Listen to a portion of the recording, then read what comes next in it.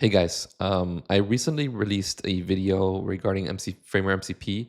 I've been testing it around a lot for the past 24 hours. And now in yesterday's video, I kind of covered how to use it with a new project or how to use it with a template inside of Framer. Basically, you can like edit the CMS, you can, create new pages and like duplicate sections and so on and so forth. But what's really cool is that Tommy, the guy that created this, also created React Export.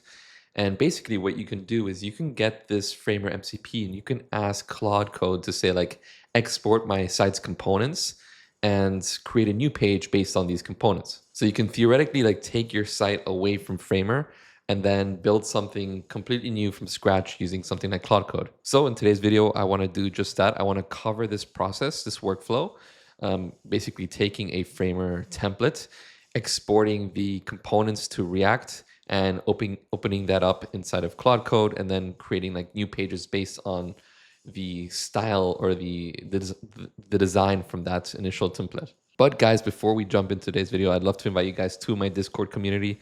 We're a bunch of different startup founders, designers, developers from all around the world. And we get together every single weekday to talk about different tools, different topics, different challenges. So if you guys are interested in joining the conversation, link is down in the description below. Now, something important to keep in mind is that this video is not intended to export your entire site from Framer into Cursor, for example. It is more to export the components, those building blocks of your site in Framer to Cursor or to Claude Code or whatever you want, so that you can then use these components to create new types of prototypes, products, etc. All right, so we all know the Framer marketplace. It's a jungle of great designs. We can go to the templates, for example, and we can look for a few of these free templates because although there's a bunch of paid ones, there's also a bunch of free ones, and the free ones are also pretty good quality. And I want to look for something, I don't want to look for something minimal or black and white. I want to look for a specific type of design that, is pretty unique, has unique buttons, unique type of color system. This one, for example, seems pretty interesting, Didasco, so we can click on this. So yeah, I like this one. So we're going to use this one, click on use for free. And once we have that in our workspace, we have our project done. So perfect. Now what we need to do, and just before we do anything, it's also good to kind of see. So it has this specific type of font style for the heading, the epilogue font. We have this cool little button with this interesting little drop shadow over here. We have these colors that seem to be pretty, yellow, green, orange toned. Has a pretty unique style and flow to it. Awesome. So let's go to the very top. And I'm going to click up over here. This is where the plugins live. And we're going to search for MCP.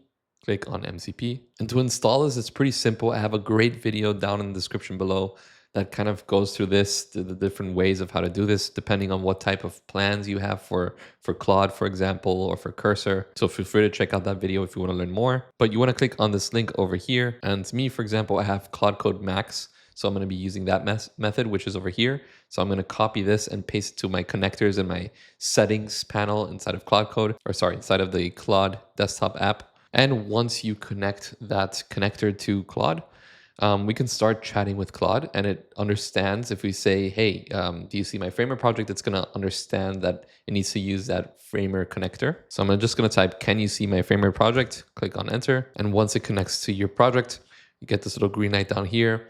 And it says, okay, got it, the Framer tools are loaded now. These are the components that you have. So it gives me all of the different components.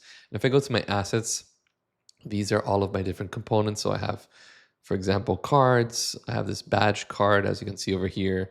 I can click on this badge card and it shows me what that looks like. We have different testimonials. We have things for the navigation. So buttons, for example, this is our classic button in this project, in this template. And now I'm just going to simply ask it, can you export my site to React? So let's go ahead and send that. And before you do that, it's very important that you get a subscription for React Export. And what's good about this subscription is that there's like this 7-day trial. It just costs $1. So you pay that $1 and you can do this, right? And so once that's ready, I have this like little step-by-step guide on how to do this. So I'm going to create now a folder and open this up in Cursor and run these different commands and then see what I get. So I've opened my project. I'm just going to set up my my different panels over here. I'm going to copy this command and paste it in the terminal like so. And then once that's complete, I'm just going to copy this one as well. And I'm going to paste this in here. And now we have our local host link. So I'm going to command click. And once this opens up, we get a few different things. We get these testimonial cards. We get these pricing cards. So these are all like single components from our project. And this is great because we can use this to kind of create like a new page, right? So we have like this nice dotted background over here. We have these little icons that are moving. We have this nice button style with this hover effect. These work, these collapse, and so on and so forth. So I'm going to open Claude Code over here. And if you don't have it installed, you can install it in the extensions. So you can say something like create a separate page that shows the pricing for a SaaS app that allows users to track clicks through their website. And please use the same components that we brought in from Framer and also maintain the exact same design style. So let's go ahead and submit this. All right, and I created this new pricing page.tsx file. And if I do /pricing, we get our nav bar. We get a simple pricing section with 3 different pricing models. Our buttons work. We have an FAQ section, and then we have this little call to action at the very bottom. So it does seem to work pretty well. And this is just a short little tutorial of what you can do, but there are so many great designs in the Framer template marketplace. There's literally hundreds of different templates that you can look at.